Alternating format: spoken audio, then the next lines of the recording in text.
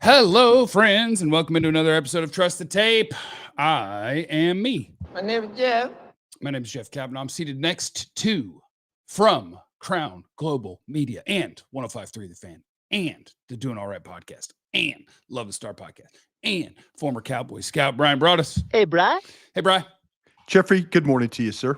We ready to we're almost there. Yeah. We're almost there. I leave Monday night. So yeah, it's we've signed up for this thing. Then again, Jeffrey, it's gonna be the haul from July 21st until the Saturday of the final day of the NFL draft. That's what we've signed up for. Yeah, it is go time. I'm glad because we're in this episode of Trust the Tape. We'll actually be discussing the things we're going to have eyes on in training camp and the things that people want you to have eyes on in training camp. So you can leave those in the chat. I have the few that I want Bryan to put eyes on before I get there. And then you guys can hit us as well. How about that? It's actually training camp time, and it's no longer time to just try to fill content with lists. You know what I'm saying? No, yeah, lists are good to get you through the June and July, and you'll have arguments about your quarterback, and you'll have arguments about where your wide receivers are, and you'll be surprised that wow, they put Overshown as one of the top linebackers. That's great. You know, I wish he was healthy, but yeah, that's we're to the time where now it's actually going to be starting to look at schemes, look at players, look at how the coaches are handling their coaching duties. It's a really exciting time for those of us that love team building. This is the best time of the year for team building. This and the draft are the two things that we work on the most and enjoy the most. Yeah, and it's like I think for most sports fans, the best part is the games. But we love the draft and training camp and predicting and watching and scouting them up, and it's fun. I will say this, Jeff, and real quick, and I know we got a list to get to, our list or questions to get to, but I'm going to say that our fans they want to know the whys and why nots. I think they want to know.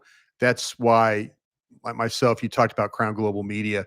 That's something why I created it, because I want to be able to. It's the whole premise of the draft show, to investigate and educate. I want to teach. I really believe in the content of it, and you get people like yourself and Vach and others that are really dialed into, like, hey, I love watching tape, I love talking about this, I love kind of throwing my ideas out there and stuff. And I think for the most part, like I say, I think our audience really appreciate, and it's an educated audience that way, because they want to know. They want to know why. They just don't want to watch the games. They want to know, well, wait a minute, why did they break down at point of attack blocking in this game? Why couldn't they get anybody open on bunch routes this week? What was wrong with the red zone running game? Our fans are really educated that way, and I'm excited. Like, just going forward, working with you and working with Vach, and the things that we can do in the future to try and really continue to educate this fan base. That's the most important thing to me. So I'm going to start this off, Bryan, by going with an actual big name. Okay. I know it's going to drive you nuts because you want to dig down in this thing, and I do too. But I want to start with the big name, because we talked about this yesterday on the DLLS Cowboys podcast, which is live every day at 11 o'clock. Good 11 o'clock a.m. Central Time at youtube.com/@DLLS_sports. Don't worry about it. What? Real quick, while I'm out at camp early, if you guys want to throw me on, please give me a shout. Okay? Oh, yes, of course. Okay. Of course. Okay. So this is something I thought about yesterday. I want eyes on George Pickens, not just because he's George Pickens and because he's good, but what I am curious about with George Pickens is I know the fit is going to be really good. Having him play outside and be a vertical threat if he gets man coverage while CeeDee Lamb is the guy getting attention is a freaking awesome fit. He's a great fit with Dak. That should work great. But what I want eyes on George Pickens for is I want to know, is he physically capable of being more than how he was used in Pittsburgh and at Georgia, really? At Georgia, he was a fairly straight line player too. Yeah. Like, he'll slant and go and he'll stop and go, but he's a lot of slant, stop, go. He's a lot of that. But this is cheating on just like watching stupid little things on the internet and watching when he has the opportunity. Like, I think he can be a fluid change of direction sort of guy. And so what I want eyes on George Pickens of, can he be more complete than the way that he's been used previously? Yeah, I like what you did there, because I do believe that this is the first time that George Pickens will have a quarterback that could get him the ball while he's playing on the move. That somebody that he doesn't have to when his route. I just don't think Pittsburgh's offense was diverse enough for his skill set. I feel like that, to me, if you have a guy that is physical and will push off and do everything he can to gain separation, plus have the speed, plus have the ability to go get the football. I know something that was very encouraging to me when I got to go watch the one mini camp practice was that they were doing goal line drills, and CD was working the middle of the field from the slot inside, say, the 10-yard line. And then they had George working the back line to the corner.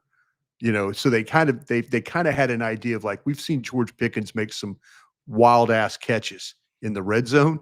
And so they're kind of thinking, like, okay, let's work CD underneath. Let's get George to the back end and let's go that route. So they have some ideas about, I think, how they want to use him in those red zone opportunities. But yeah, man, how many times does George Pickens come flying across the field? How many times does George Pickens run up, nod, and then get back inside? How many times, the vertical routes and stuff are his calling card. There's no question. There's going to be the first day of practice, there is going to be a vertical shot with him, and we're all going to ooh and ah when it happens, but I think he's very capable of being that guy that could play more to. We had this discussion on 105.3 The Fan yesterday about, could George Pickens be your number one if something happened to CeeDee Lamb? I think that would be, the questions that you asked would be the ones that I would say I would look for to see if he can in fact be that guy. In my heart, I believe he could. I do too. And this is actually a super chat that lines up with that. Your opinion, Yeah. do you think the coach has a plan if one of the top receivers gets injured? Yeah. I mean, I think when you lose one of your best players, it's not like there's not a good plan. Like, hey, you just be him. I don't think that works. But eyes on in training camp might be useful for this too. If they want the next man up, if they didn't have George Pickens to be somebody that is that same big physical presence, what's Jonathan Mingo look like? Or that's just, hey, Jalen Tolbert, go out there and do your job. Yeah. I tell you what, the thing that I've that I like I said, I believe he could be the guy. But to quote the great Tom Moore, when he was talking about, they asked what he would do if something happened to Peyton Manning, he says, "We don't work on effed." If 18 goes down, we're effed, and we don't practice effed. We don't practice effed. But I think that they could go to Pickens if they had to. It would be unfortunate, like Lamb, either one of them. But I think that there would be the ability. You would feel like, okay, that's a huge blow, but we can swing it this way, and that's really imperative. Or I think kind of tied into the development of Mingo, the development of Tolbert. These guys, are they stepping up and doing things? By the way, I did share in the chat. I'll try to remember to put it in the I'll put it in the show description right now the next time that you start talking, for the Crown Global Media YouTube page. Oh, thank you. Appreciate that. YouTube.com/@Crown Global Media. I shared that in the chat. I'll put it in the description and you can see that. Thank you.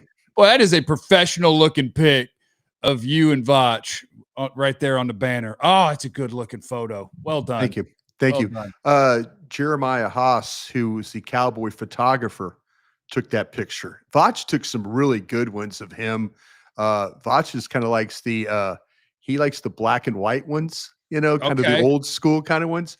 And he took some really, really, really good ones. I think if you go on his Instagram page, you can see he hammed it up. I mean, he looked good. I was just trying to be like, hold the ball, hold the helmet guy.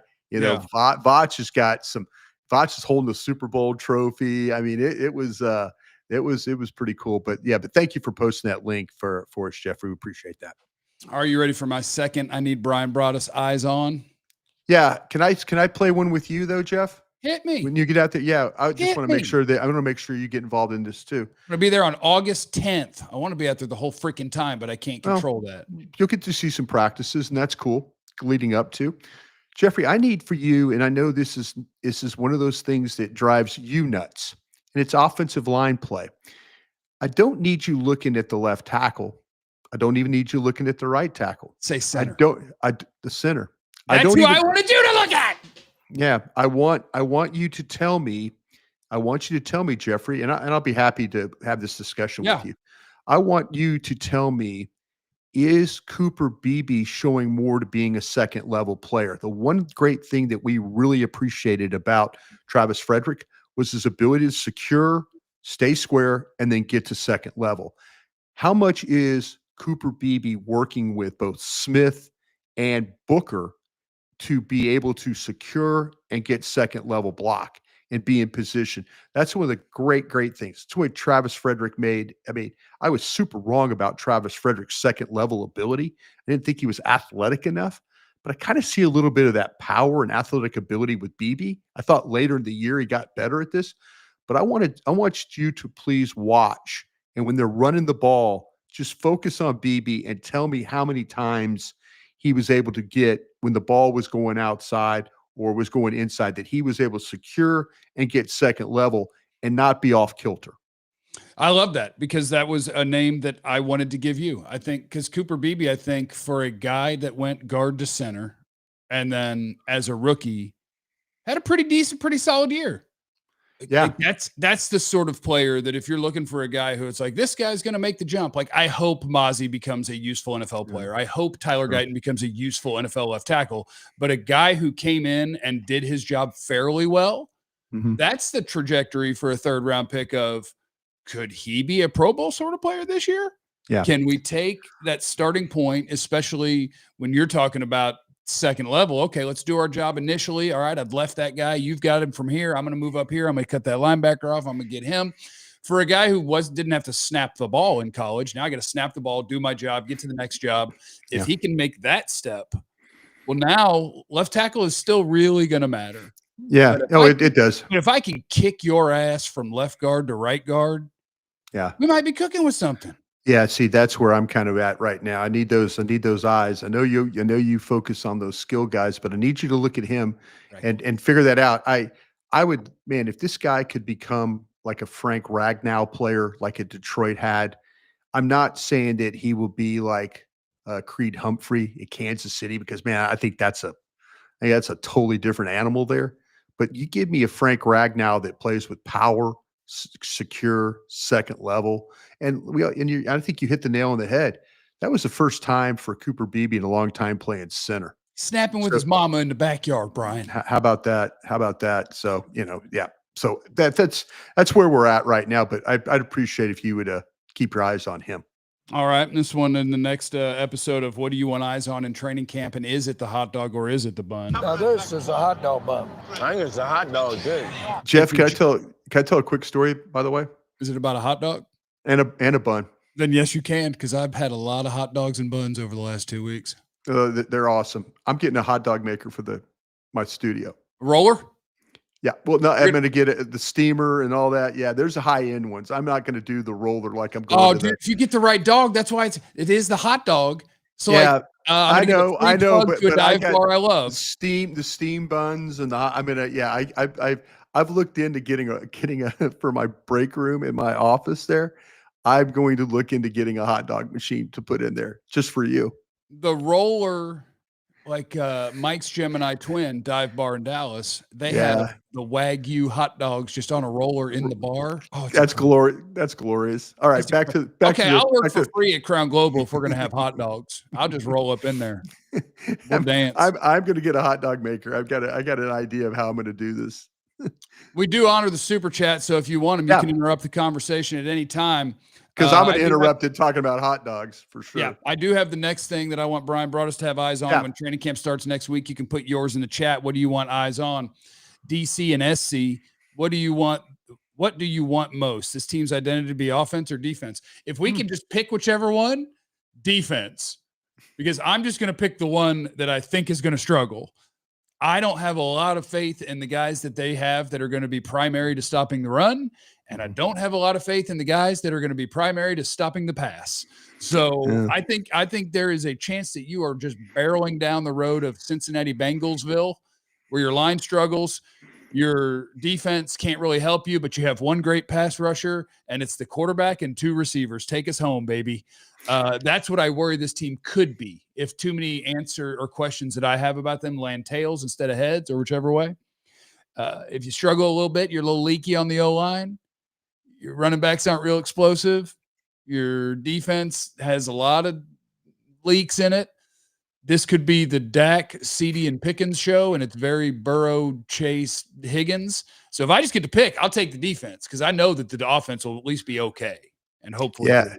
I'll tell you what, man. I was part of a administration that went 5-11 3 straight years. Attaboy. With a top 10 defense. Mike Zimmer with Datwin, Dexter Coakley, Leroy Glover. We went 5-11 3 straight years with a top 10 defense. Give me that offense all damn day. Oh. Give me that offense all damn day. I mean, I've lost games with a really, really good defense.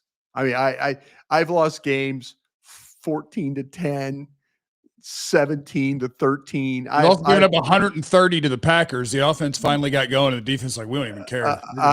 I'm just telling you, man. I know it sounds like I don't think you're wrong, but like I just know my personal experience. I lived with top 10 defenses and was still 5-11.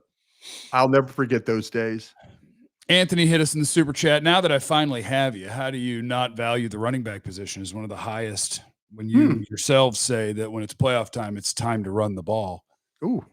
I value every position. It's just a matter of sometimes you have to do bits. You just don't want. Oh, okay. You're pulling you're channeling your inner Randy Galloway is what you're doing. You got to have some bits and you got to have some shtick. So when I talk about running backs, here's what I really mean. Yeah. The dominant defensive tackle is more important than the running back. The elite pass rusher is more important than the running back, the elite receiver, the quarterback, the great left tackle. But it doesn't mean that that's level 100 and running back is level 0.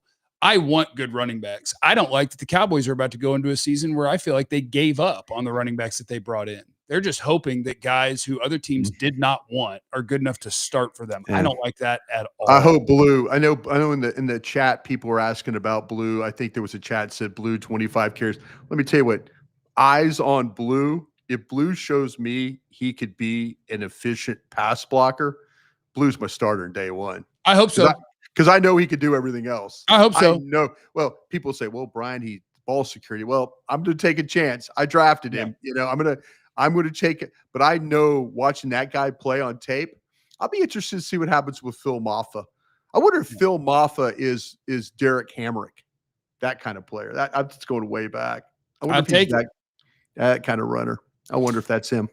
This guy says the front office still didn't admit the Zeke fiasco. Quote, it was the offensive line. And here we are with Javonte Williams as starter. I don't like that either from Jerry. He was just protecting his guy where he's saying it was the offensive line. We know that it wasn't because as soon as you gave the better guy the primary carries, you were able to run the ball. Like that.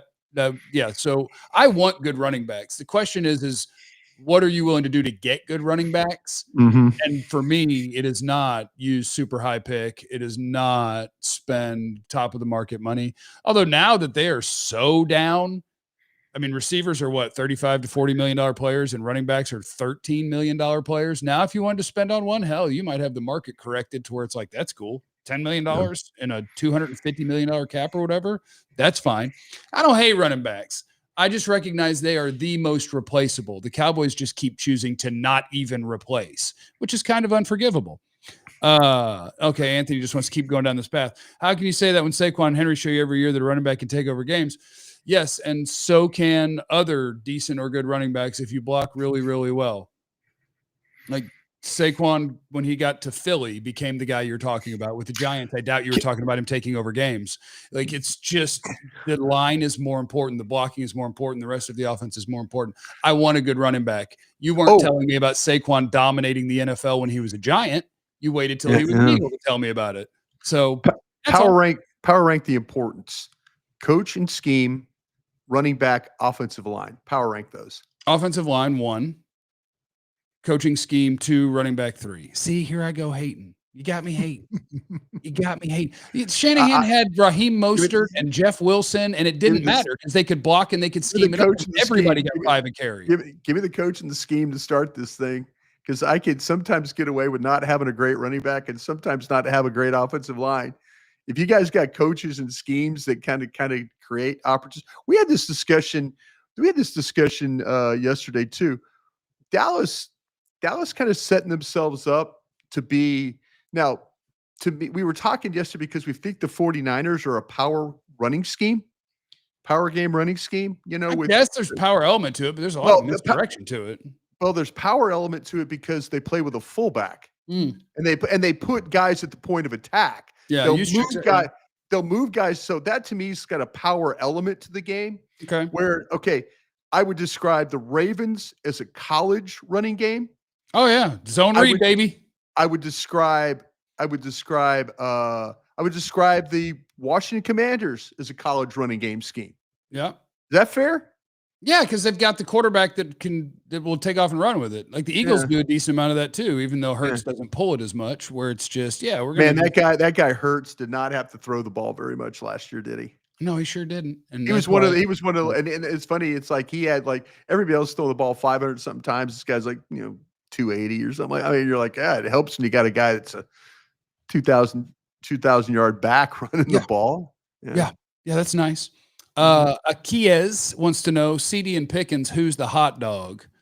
The CD's the hot dog.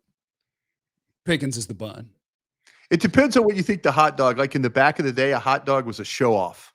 Well, the hot dog's the main attraction. Yeah. But I get what you're saying. We had at the St. Louis Cardinals when I was a kid, we had Rex, I believe his name was like Rex Hundley. It was Hot Dog Hundley. Yeah. He was a dive when you don't have to kind of guy for a baseball. Yeah. That was the hot dog. Now CD's the main event, and I just need CD, but I don't mind if CD gets offended. I brought up your idea where it was like, maybe CD just keeps hearing about George Pickens, and I think he is light the league on fire. I think CD is smiling and he's glad that George Pickens is on the other side of the field. But I want to guarantee you, the first questions that's asked him about George Pickens, he's going to not give you a great answer. He's going, man, George working hard. George good, but I've got to do my thing. He will turn it on about I've got to do my thing kind of thing. So yeah, love it. Next guy that I want you to put eyes on, Brian. I started off giving you full George Pickens because I wanted to hook people with the big name, and now I'm going to go on down the roster. Okay. I don't like that. I feel like there's pressure on this guy to be ready to play NFL football from day one, but I do think there is. I need to know what Jay Toya's got in his bag. I need eyes on the Cowboys' 7th round pick when he is out there getting reps against Tyler Booker and Cooper Beebe and Tyler Smith. And I need you to come along and look like you belong in a hurry, young man. Otherwise, we got to start working the phones again. And when they had to work the phones last year in training camp to try to fill jobs with just guys who their defensive coordinator had their phone numbers, none of them dudes could play a lick because they were half retired, just wondering if the phone would ring. I don't see guys on the roster that can play nose tackle here. Jay Toya, you're going to have to play 20, 30% of the snaps for this thing, or somebody's going to have to come out of nowhere to do it. I need eyes on Jay Toya and that big butt. Yeah, I think you're onto something. We really, none of us are giving Mozzie much of a chance. We're hopeful that Mozzie improves. I mean, I think he's the starter, but even that's not enough. I know, but Mozzie against the Giants and the Commanders and the Eagles showed some promise. Against some of the other teams, he didn't show as much. Mozzie needs to develop consistency. The problem with Mozzie, again, is this is his 3rd defensive line coach he's had to deal with, right? I mean, it never stops for him. He can't catch a break, but if he'd have come out and said some things, much like with Guyton, and kind of taken some responsibility, maybe we would have, but he is the one guy that probably people right now feel the absolute worst about. Yeah. There's probably not a player. I don't think people feel as bad about Guyton as they do Mozzie. I think Mozzie is the guy that's kind of the guy that everybody says, we're not expecting anything from him. It'd be nice if he came into camp and things kind of worked for him a little better where, you see him with, I'm not asking him to win every rep against Smith and BB and Booker, but win enough where I'm going, all right, that was a good day, Mozzie. You built on something, and I just need Mozzie to be more consistent, not have 2 good plays and then have 4 bad ones or 4 non-existent plays. I just need him to be better at that. But your eyes on Jay Toya is right. There's no question. That's where everybody is going to be focused right now on, like, can he be better than, because they're going to need somebody there. They're absolutely going to need somebody there. Yeah, and this is a cheat code, and I think it's going to go really well. But I expect that from day one, Tyler Booker is going to look like he belongs and like he's quite good. I just can't wait to hear you see it and say it. Yeah, well, Vach will be the one screaming that. That's his I heard Vach. If he's really struggling, Vach ain't gonna say much, and if he's doing great, it'll be. I asked Vach. I said, well, what if the guy doesn't? And he goes, we're not gonna skip over that. I ain't gonna worry about that. Jeff, I need you to watch, and I think we're going to go to camp, and by the time when you circle through, maybe this will be solidified a little better. We'll know what's going on. There's a possibility that you could have 3 defensive ends not participating in camp. Parsons. Yeah. Who I love that on today's show, I'm going to get to talk about what Parsons said to The Undertaker on his podcast. Parsons. Ezeraku's not signed. Right. No second rounders are signed, basically. Yeah. Vach said, I'm fake. I'm phony in the chat. Screw you, Vach. Sam Nealand. Yeah. See, it's Sam. Sam, how much is Sam going to participate? You might be down three edges. By the way, Vach, I love you, man. I'm with you on Booker. If he doesn't do well early, I'm gonna be real quiet. I ain't gonna say nothing. And if he's great, I'm gonna be real loud. See, the thing about it is, I'm kind of thinking that this defensive edge room, it might be okay. Well, what's going on with Nealon? What's going on with Turner? Because if Sam doesn't practice a whole lot, then that's going to be kind of like, okay, because they're just kind of seeing him through. But Ezeraku not practicing potentially, and then Micah not practicing, that group is going to have gone from really, really, really strong. We've talked about the last couple of months to like, whoa, what's going on here? This doesn't look as good. This does not look as good. So I need you to kind of figure out, and maybe by the time, like I say, you circle back, when I'm in there, it might be that way where all of a sudden maybe they'll have Williams playing more. Boy, but that could be that group.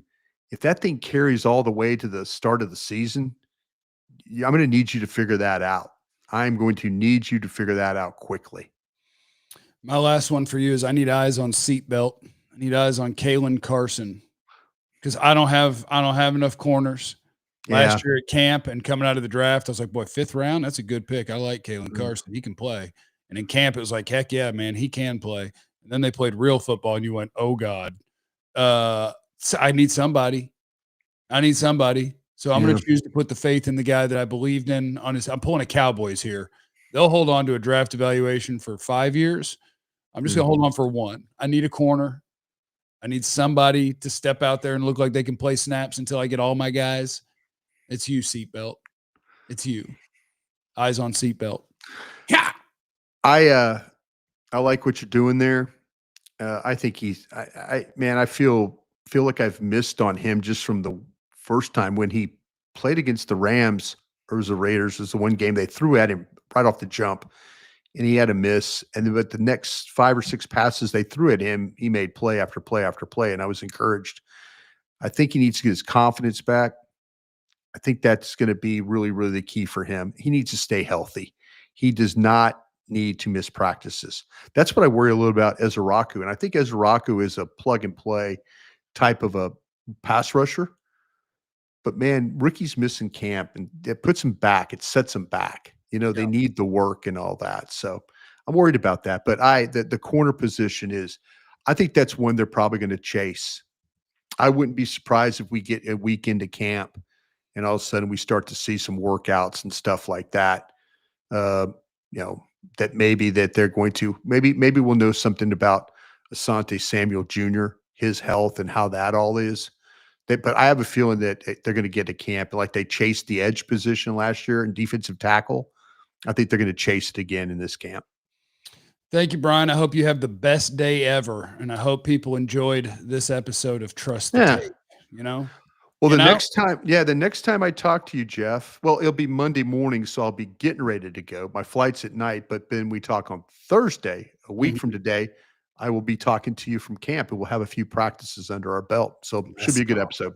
Let's go. It's go time. Thank you, everybody, for stopping by. If you super chatted, if you chatted, if you hit the like button, make sure you're subscribed. Also, go on over to the Crown Global Media YouTube page. We'd appreciate that. Need to be subscribed there. Now that there's more people in the chat, let me just drop it in the chat. Get right there. Bam. Hit the subscribe button on that page. Thank you, Jeff. Yeah. And everybody, remember, you have no idea.